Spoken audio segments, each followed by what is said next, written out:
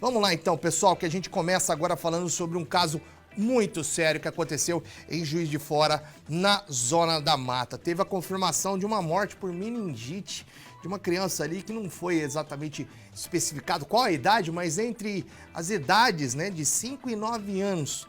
A Secretaria de Estado de Saúde de Minas Gerais confirmou a morte dessa criança por meningite em Juiz de Fora. A paciente, como eu disse, de 5 a 9 anos, mais ou menos, faleceu no último dia 25 de julho. O caso estava sendo investigado, né, na cidade desde então. O município registrou já 2 mortes por meningite em 2023. A prefeitura foi informada sobre o resultado positivo e ressaltou a importância do monitoramento. A meningite pode ser causada por diversos fatores. E por isso a gente recebe novamente, né, o infectologista, Dr. Luiz Carlos Coelho, que vai ajudar a gente a entender mais essa doença aí e também incentivar o pessoal a vacinar a criançada, né, Dr. Luiz? Tudo bem com o senhor? Boa tarde, tudo bem.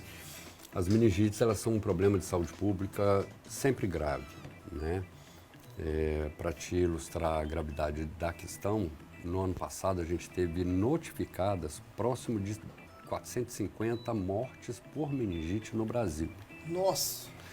Evidentemente que aqui na região sudeste a gente acaba concentrando muitos dos casos, até por causa da densidade demográfica, né? População maior, e ao mesmo tempo pelo clima, né? Por isso que a gente tem aí os meses de maio, junho, julho, como sendo aqueles meses mais frios em que mais casos acontecem dentro do ano. Muito embora agora com essas mudanças climáticas, essa amplitude térmica do jeito que está, esse quadro vai se ampliando, a gente ainda tem temperaturas baixas agora.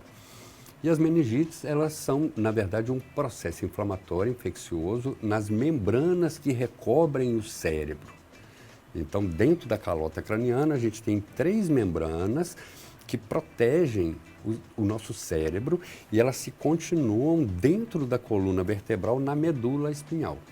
Então, qualquer que seja o micro-organismo, vírus, bactéria, protozoário, fungo, que consiga atravessar essa barreira e entrar dentro dessas membranas, vai produzir uma infecção que a gente passa a chamar de meningite. Qualquer desses fatores, então...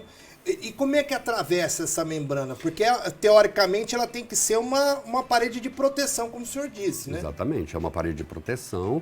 Existe um líquor, que é um líquido cefalorraquidiano que fica ali envolvendo o cérebro. E seja por via de sangue, né? Porque o sangue ele leva nutrientes para o cérebro, ele tem que atravessar essa barreira. E alguns desses micro-organismos podem atravessar ou por trauma, ou pelo sangue, ou pelas vias aéreas superiores e alguns condutos que nós temos, que são parede e meia do cérebro, então ali tem uma tênue camada entre esse exterior das vias aéreas superiores e a região cerebral. Então, alguma susceptibilidade, alguma fragilidade dessas membranas, ou até mesmo uma fragilidade da imunologia desse paciente. A gente tem pessoas que são imunossuprimidas, é por isso mesmo que a casuística maior de meningite ela vai estar em crianças de tenra idade. Quanto mais nova a criança, mais vulnerável ela está para a gravidade da meningite. Como no caso dessa criança de Juiz de Fora, né? Que o secretaria não deu exatamente a idade, mas entre 5 e 9 anos. É um caso que a gente não conhece, sim, né? O detalhamento ele serve até para ilustrar a importância das pessoas conhecerem sobre meningite, que é um tema muito pouco abordado pela mídia e pelas educações continuadas que a gente tem dentro da própria saúde. Então, é uma situação que nos leva a verificar claramente a questão da baixa idade. Isso acontece muito também acima dos 60 anos, em que a imunidade vai diminuindo, e nos pacientes que, independente da idade, são imunossuprimidos. Quais são os sintomas? Tem algum sintoma que é característico? Existem sintomas que são muito típicos de uma meningite, né? Febre, dor de cabeça, existem vômitos que muitas vezes não são precedidos de náusea, é aquele vômito em jato, queda do estado geral, rigidez de nuca, porque é um processo inflamatório que comprime a medula, comprime o cérebro, então existe uma rigidez que a pessoa não consegue movimentar o pescoço.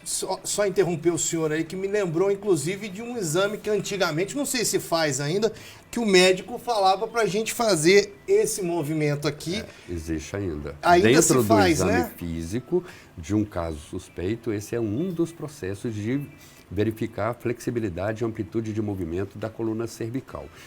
Se não bastasse, a gente tem um sinal que é muito típico, que são as equimoses, né? Manchinhas arroxeadas pelo corpo, as petequias, equimose. Então, o profissional de saúde, o médico, ele tem condição plena de fazer uma suspeição de um quadro de meningite a partir desses sinais e sintomas. E se não bastasse, são feitos exames de sangue e é colhido um líquor, uma amostra do líquor. Então, através de uma seringa, a gente introduz entre duas vértebras da região lombar e aspira uma amostra do líquor, esse líquido que envolve o cérebro, que fica entre essas membranas, para que o laboratório consiga realmente identificar se é vírus, se é bactéria, qual bactéria, para dar um norte para que aquele tratamento seja estabelecido de maneira adequada.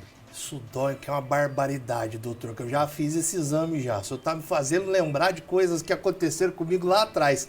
E, de fato, acredito eu, e eu posso dizer a todos vocês que é melhor a gente prevenir do que chegar ao ponto de fazer isso. Mesmo se for, tipo, só fazer um exame para diagnóstico, né? E caso, graças a Deus, eu não tive nada, mas dói uma barbaridade. Por isso que é bom a gente sempre pensar na prevenção, né? Tem alguma forma da gente prevenir isso daí ou tentar se proteger contra esse vírus, contra esse problema? Olha só, as mais graves, as meningites mais graves, a gente tem vacinas para elas. E vacinas que estão incorporadas no Programa Nacional de Imunizações. Na última década, a gente vem percebendo uma hesitação vacinal, né? As pessoas elas têm buscado menos por vacinas. O que faz com que a gente tenha esses casos aumentando de todas essas doenças que a gente já havia conseguido reduzir muito no passado recente. Então, é buscar pelas vacinas que estão disponíveis no calendário vacinal. A gente terminou agora, dia 31, uma grande campanha de vacinação para meningite no país, né? E a gente teve realmente baixas coberturas vacinais, né? As vacinas elas estão disponíveis. Então, a doença prevenível por vacina, essa vacina ela é um direito que a comunidade tem para poder reduzir esse dano. Se não bastasse, a gente tem também outras meningites por outros germes que a gente não tem vacina. Então, por que no inverno isso é muito mais frequente? Porque as pessoas ficam em ambientes mais fechados, fecham janelas, diminui a ventilação de ambiente, as pessoas se aproximam mais, né? E existe ainda um descuido com relação à etiqueta da tosse. Grande parte dessas meningites, ela passa por gotículas, ela é saliva, transmitível? pelo espirro, pela tosse, pela mão. Elas são transmissíveis, né? Por isso mesmo que nós temos quadros gravíssimos, né? E surtos quando a gente tem uma comunidade em que esses cuidados deixam de ser observados pela população na prevenção de doenças transmissíveis. O senhor tem a mesma sensação que a gente não aprendeu nada com a Covid? Infelizmente, a gente percebe que desde o H1N1, desde 2008, 2009, nós da infectologia, vem num trabalho hercúleo de tentar falar em higiene das mãos, etiqueta de tossir. Que isso, por si só, já freia uma quantidade gigantesca de doenças infecto-contagiosas. E a gente tem aí a população que só se alerta no momento em que começam a acontecer desfechos desfavoráveis. Então, isso é uma realidade. Você vê que a gente acaba de sair de uma pandemia com um dano muito gigantesco em termos de morbimortalidade e de impacto na vida social, pessoal e dos países. E a população parece que esqueceu completamente a importância da higiene das mãos e da etiqueta de tossir. A etiqueta de tossir é não tossir aparando com a mão, porque é essa mão que depois eu vou pegar o celular, vou pegar na mão de alguém, vou pegar em objetos e ao mesmo tempo de tossir usando a face cubital do cotovelo. E se afastar de alguém, não direcionar a tosse ou espirro para onde tem pessoas no meu entorno. E a máscara também, né? Que foi um dilema, eu lembro, muita gente, políticos que são especialistas em saúde, né? O cara às vezes nem uma graduação ele tem, mas depois, na pandemia, não vou logicamente falar quem é o político X ou Y, isso não importa, que já passou.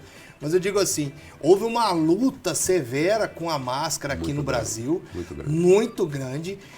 E eu lembrava, inclusive, alguns amigos falando assim, gente, o Japão faz isso há 500 anos. Exatamente. Você assiste, eu gosto muito de série japonesa, você assiste aquela série japonesa, aquelas séries dos anos 90, passava na manchete, isso. Lembra? Jaspion, Jiraiya, aquelas coisas lá. Eu, quando moleque, assistia. E eu, naquela época, nos anos 90, achava curioso o povo dentro do metrô, tudo de máscara. É uma questão cultural. Os anos 90, doutor. No Oriente, a pessoa acorda com alguma coriza, ela já põe a máscara e já se afasta desse contato muito próximo. Então, a gente consegue isso hoje no Brasil e há mais tempo com pessoas imunossuprimidas. Você percebe que a pessoa que está em quimioterapia, radioterapia ou uso de imunobiológicos que abaixam a imunidade, ela já tem a cultura de se proteger com a máscara. Mas as pessoas que estão sintomáticas respiratórias, que estão tossindo, que estão com coriza, que estão com espirro, ela não coloca a máscara por uma questão cultural. A gente está, evidentemente, num país que é quente, que é tropical, né? A máscara incomoda, mas ela protege as pessoas. Porque a gente precisa avançar na cobertura vacinal, precisa avançar nesses cuidados preventivos e na cultura de não expor as pessoas que são imunossuprimidas, porque eu posso ser saudável, eu posso ter a imunidade boa, mas eu tenho contato com crianças, eu tenho contato com idosos, eu tenho contato com gestantes, com pessoas que são imunossuprimidas. Então, o meu dever de cidadão é também precaver para eles e proporcionar uma proteção mínima, para que eles não fiquem vulneráveis à gravidade de doenças que talvez para mim não seja grave. Então, esse pensamento ele tem que ser incorporado nessa cultura popular para que as pessoas procurem ter a empatia de contribuir na prevenção da comunidade ali de doenças graves. Um pensamento coletivo, né? Exatamente. Não individualizado.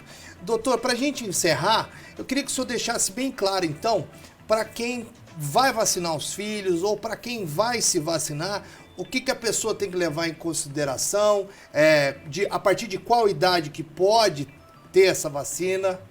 Bom, a primeira vacina que protege contra uma meningite é a BCG, que é aplicada na maternidade ainda ao nascer. Ela protege contra a meningite por tuberculose, que a gente deixa de ter hoje um problema gravíssimo que era lá do passado, a partir do momento em que a BCG é aplicada naquele momento. E a partir daí, dos 3 meses de idade em diante, já tem um calendário vacinal contemplando várias meningites. Então, a pessoa tem que levar o cartão de vacina e atualizar esse cartão de vacina. Lembrando que vacina não é coisa de criança, é coisa de adulto, é coisa de idoso. Toda a população tem no calendário vacinal do Programa Nacional de Imunização várias vacinas que estão disponíveis gratuitamente pelo SUS. Se não bastasse, algumas pessoas que estão fora, às vezes, daquela indicação, ela pode buscar por uma clínica de vacinas e adquirir a sua vacina também. Mas a grande maioria da população está contemplada dentro do Programa Nacional de Imunizações com várias vacinas que estão disponíveis e é só passar numa sala de vacina do seu município, a unidade básica de saúde mais próxima e buscar pela sua vacina. É isso aí, moçada. Vamos levar a criançada, vamos vacinar. Pelo amor de Deus, sempre que o doutor Luiz volta, a gente entra nesse mérito, porque eu acho que a gente tem que reforçar isso sim. A tecnologia, ela está aí, né? Essas vacinas, elas existem antes da Covid, antes dos políticos que vieram falar contra as vacinas. Então, assim, se você vacinou quando era mais novo e continuou vacinando, e se você está vacinando teus filhos e vacinou antes da pandemia, por que vai parar agora? Não faz o menor sentido. A tecnologia, ela evolui, ela não regride, entendeu? ela desenvolve novas tecnologias, ela melhora Melhora, a qualidade melhora. das vacinas. Então é isso.